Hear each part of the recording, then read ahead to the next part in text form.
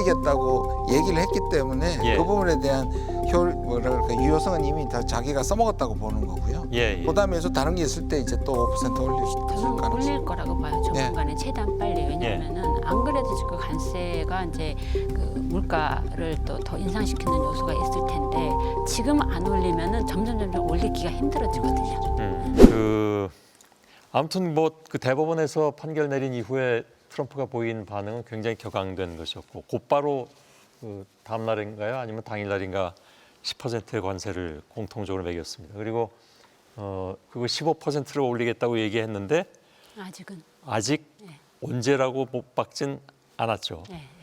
그러면 15%까지 못 올릴까요? 지금 말씀하신 것을 여러 가지 올릴 수 있겠죠. 올릴 그것도 수 이제 자기 협상의 여지나 다른 것들을 보아가지고 남겨두는 것 같습니다. 이미 근데 올리겠다고 얘기를 했기 때문에 그 부분에 대한 유효성은 이미 다 자기가 써먹었다고 보는 거고요. 그다음에 또 다른 게 있을 때 이제 또 5% 올릴 수 있을 저는 가능성이. 올릴 거라고 봐요. 조만간에 최대한 빨리. 왜냐하면은 안 그래도 지금 관세가 이제 그 물가를 또 더 인상시키는 요소가 있을 텐데 지금 안 올리면은 점점 올리기가 힘들어지거든요. 오히려 지금 바짝 올려놓고 나중에 힘들어?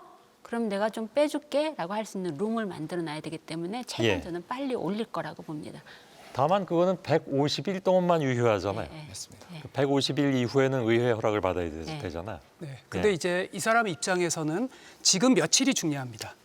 왜냐하면은 이분의 모든 문법은 이분의 스승이었던 로이 칸이라고 하는 정치 브로커이기도 하고 조금 심하게 표현하면 뉴욕의 역사상 가장 사악한 어떤 그 협잡, 이분의 이 협잡하시는 로이 칸의 세 가지 법칙 중에 하나가 패배를 승리로 포장하라. 그러니까 따라서 이분은 대법원이라고 자기가 믿었던 자기가 하는데 기여했던 사람이 자기에게 반기를 든 것을 그건 누가 보더라도 패배죠. 그러나 트럼프는 이것을 자기의 승리로 포장해야 되기 때문에 15%나 이런 것들은 뭐 전혀 문제 없고 오히려 이것은 더 공격적 계기가 된다라고 하는 승리의 어떤 계기로 삼고자 하는 이 사람의 심리 구조로 봤을 때 조심스럽지만 15%는 그래도 유지하려고 하지 않을까. 워낙 뭐 럭비공 같은 사람이니까 모르겠습니다.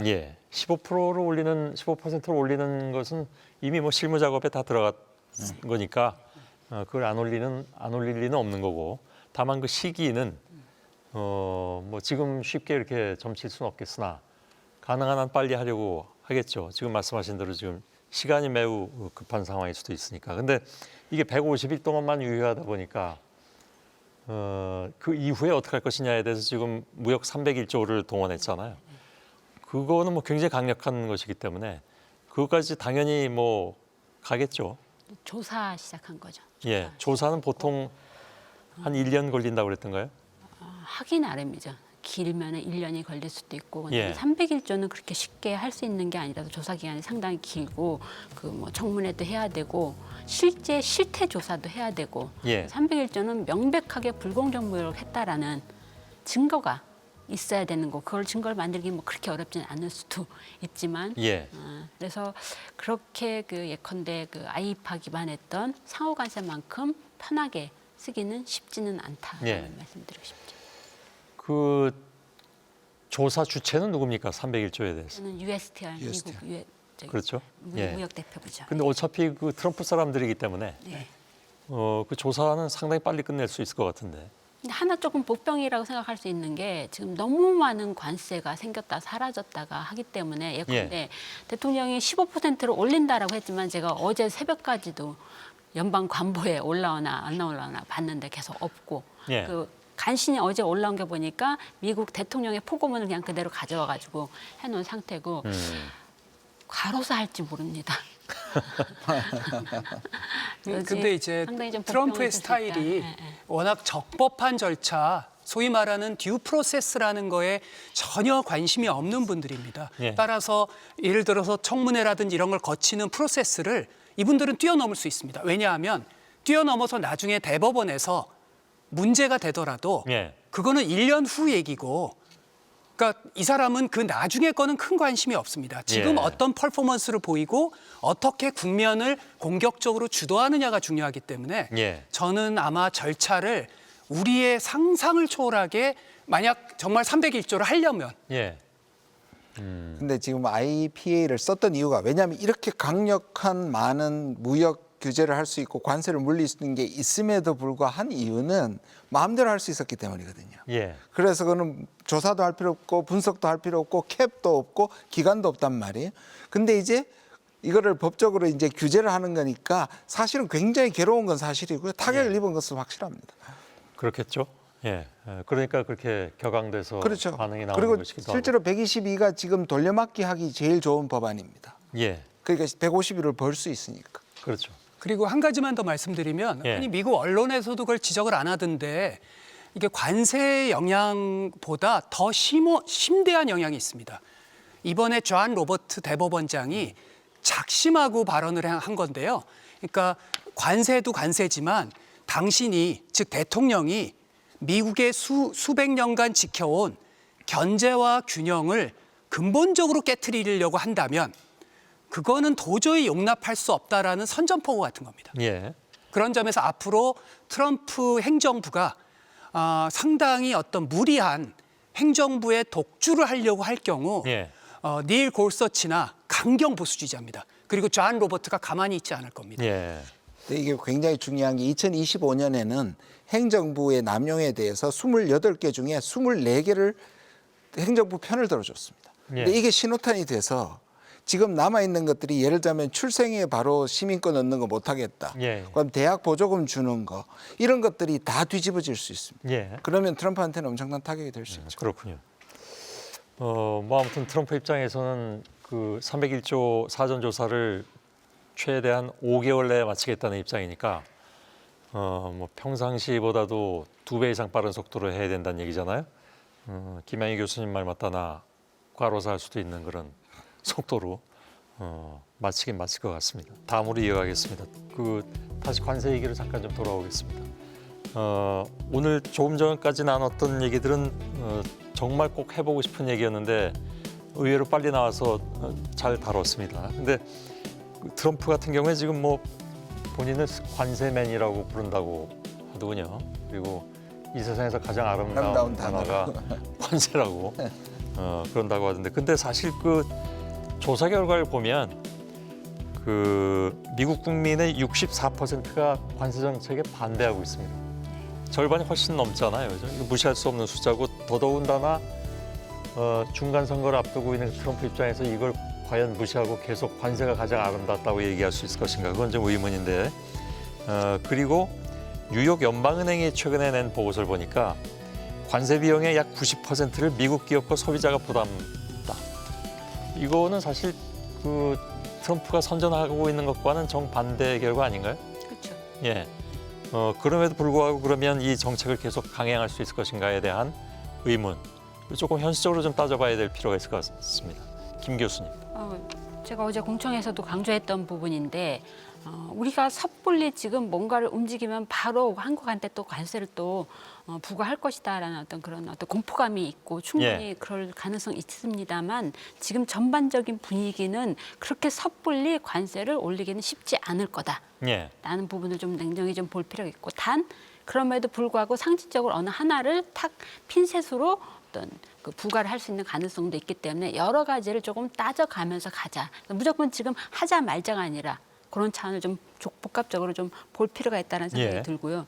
그럼에도 불구하고 아까 말씀드린 것처럼 관세, 생활비 부담 이런 것들이 가장 중요한 이슈가 되고 있다는 건 분명히 지금 여러 군데서 얘기가 나오고 있기 때문에 강조하고 싶습니다. 예, 알겠습니다.